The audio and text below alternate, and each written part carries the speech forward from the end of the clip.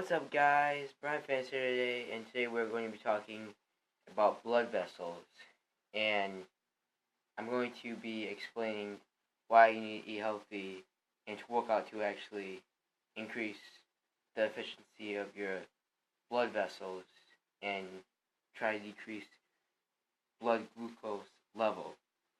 And the first thing I'm going to start with is a common fact. It's known that there are over 30,000 blood vessels in the human body that supply oxygen to the muscles. Again, they repair the muscle fibers, they extend the muscle fibers. So, in short, that's it. And if you are having, or if you have blood vessels that are not really good, you can't see them, and you have a lot of blood glucose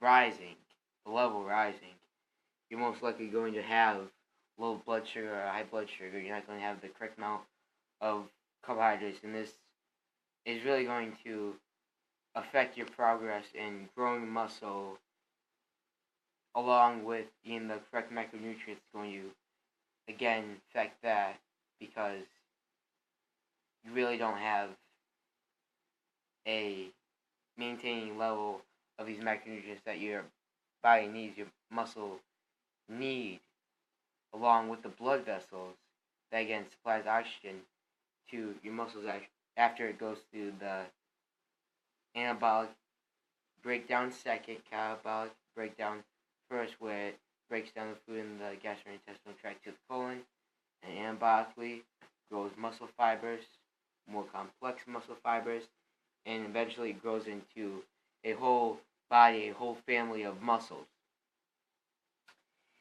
And as I said in this video, I'm going to explain why. So, of course, there are many blood vessels in our bodies, and I'm going to say something right here. So let's say you just got done doing a horrid, treacherous workout, and let's say the intensity was high up, the capacity was really good along with the intensity. How much you could do, you make sure that you were doing everything efficiently, it all with consistency, and how much you were doing, you make sure that you were having that sense of consistency with every movement that you would direct to your joints and to your bones and muscles in your body. And let's say you just get back from doing that, you have some muscle cramps, you have some soreness, you really don't know how to rule it out. Well, let me explain this right now. So, muscle soreness is of course caused from muscles cramping up, muscles getting tired after they go through occlusion. So many blood vessels are delivering oxygen to the muscles, and the oxygen is too much for the muscles to hold, so they cramp up because they can't hold it anymore. And think of it as this, because this is the best example I can think of that I can give out to you guys. So, it makes your muscles exhausted, how much oxygen they just release and how much sweat they burn through the anabolic breakdown of growing muscle and catabolically breaking down the food in your stomach, the micronutrients, and the macrominerals. And that's one example, but I'm going to be talking about blood glucose level too, and how this can affect your blood vessels. So how can sugar affect your blood vessels? So your blood vessels, now do you know when you get really vascular, of course, you get veins, but below the veins, inside, of course, your muscles, there's thousands of blood vessels actually work along with your veins, and they initially make you vascular. They give you the capability of being vascular because, again, they're giving all this oxygen to your muscles. They're going to make your muscles grow by doing harder stuff. They're going to make your muscles have a lot of progress, and ultimately, in the end, they're going to make your muscles really strong and efficient.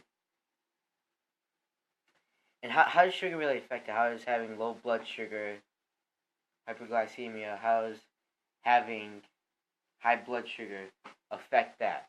Well, I'm going to tell you right now. So sugar, of course, when you have a corrupted amount of carbohydrates, known as low blood sugar, high blood sugar, too many carbohydrates consuming at one time.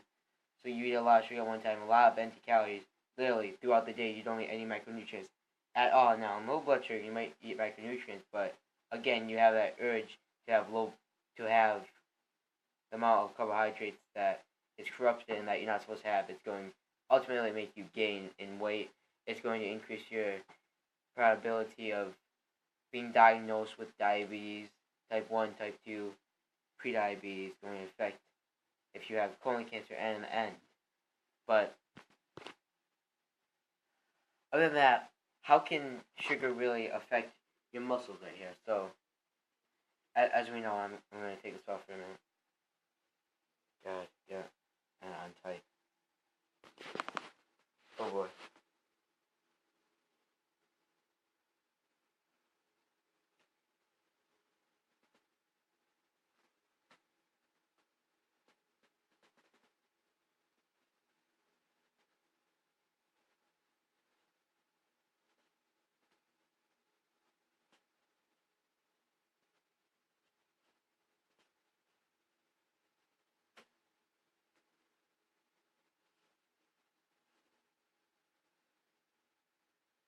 It's been a long day with the sun, actually. Okay, got this off, guys. And let's get back to the blood glucose levels and the insulin sensitivity, which, again, if you're really sensitive to insulin and your body really needs it, of course, because if you don't have it, again, you're not going to function because you corrupted your carbohydrate level and you weren't getting your macronutrients in to actually give your muscles and body proper nutrition and nourishment, ultimately. And so, let's see. I'll use an example. My arm right here. So, let's see at this. Now, my arm right here, of course, you see. And recently, since I've started eating healthy, I've been getting really vascular. And I remember when I used to eat sugar all the time. Now, how does this affect it? It affects your vascularity level because your chance of your metabolism being low is going to be high because you're not getting any bargain foods. You're not going to be getting any nutrients. You're just going to be getting empty calories after empty calories that have no necessary reasons to really be in your diet or your lifestyle, which lifestyle is different from diet. Diet is something you go off of lifestyle, something you stand for because you're committed. You're committed, you're dedicated, you're devoted, you're determined to actually make it through there, and of course you're motivated to make it through every day.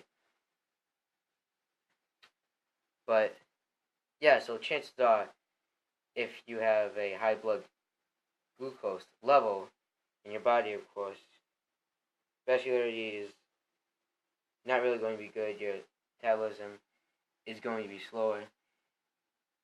And again, there are over 30,000 blood vessels in the human body that give oxygen to muscles. But let's say, so a person thinks he's muscular, he has a lot of fat covering his muscles. He can't even contract correctly. You can see the contraction within his anatomy of his bone structure and his muscles. And now guess what?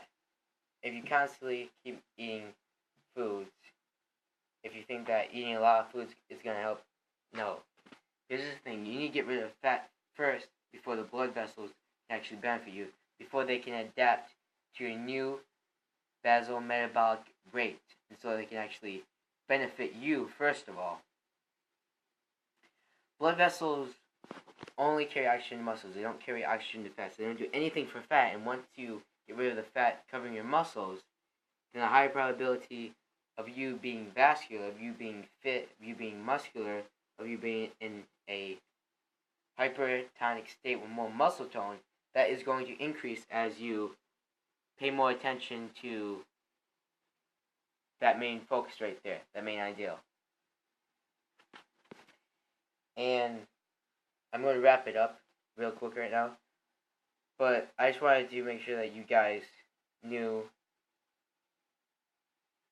the explanation of this, of how it really affects you within taking in many calories and actually burning them off, of course, in the catabolic process and moving on to the anabolic process. Of course, occlusion comes after that because, again, your blood vessels are going to be blocked off so they can't circulate.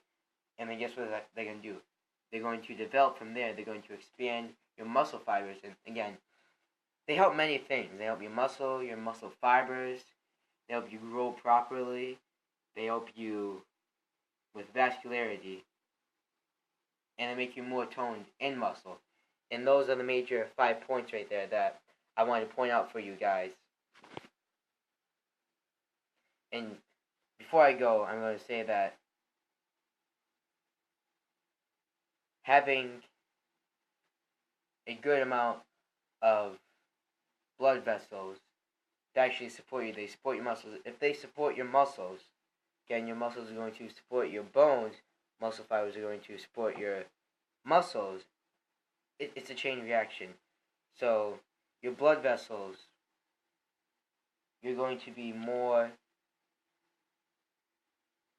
with power. You're going to have more power. You're going to be more nourished. You're going to have more energy. You're going to have more testosterone levels. Again, if you're somebody with a low testosterone level that doesn't really have any energy, which can mainly be caused from, again, no determination to get fit. It also depends on what you're eating because, again, macronutrients, testosterone goes in with your muscles. That's the main part there. It doesn't go in just with your penis or whatever. It doesn't go with reproductive health only. It goes in literally with your muscles, your whole body. And your testosterone level is, again, affected by many things. And, like, if you masturbate, of course, you're going to be, or whatever, but that's going to waste a lot of energy. And it's been proven that if you take years off of masturbating, your testosterone levels are going to increase. You're going to get fitter. You're going to actually have a high chance of losing weight. You're going to be healthier. And that's the main point right there. People think, they masturbate. Yeah, you're going to be so fit. But the thing is, masturbating has nothing to do with the anatomy or the body or health and fitness. It's just a hobby that's really bad. A bad habit that most people do, and it's not going to do anything but bringing your testosterone levels down because you aren't going to a metabolic breakdown. When you masturbate, you aren't going to a metabolic breakdown. You aren't burning off calories when you masturbate. You're not. The thing is that you're only doing is going up and down, and I don't want to explain this anymore, but again, your penis is going to be healthier if you actually make sure that you're not masturbating. You stop masturbating, you start eating healthy, you start losing weight, you start gaining vascularity, you start figuring out what the best thing for you to lose weight is, you start finding what is most suitable for you and what you can do and not what other people can do, because you want to focus on what you can do and not what other people can do, because many people are genetically given stuff and you're not. So you don't want to take this chance and just throw it down the drain. You want to take this chance and you want to cherish it with your life. And guys, last thing I'm going to say about blood vessels is that they're really critical to muscle growth and muscle recovery. And DOMS, of course, that is also a key component in getting muscle. Blood vessels make the muscles tighter, than the blood vessels adapt even more, and your muscles adapt with the blood vessels, so that they're doing even more work the next time that you're working out and you're eating correctly, you're nourishing your body. Guys, this video is mainly about blood vessels and the explanation why macronutrients and working out really affects your blood glucose level. Bye guys, Brian Fitness out.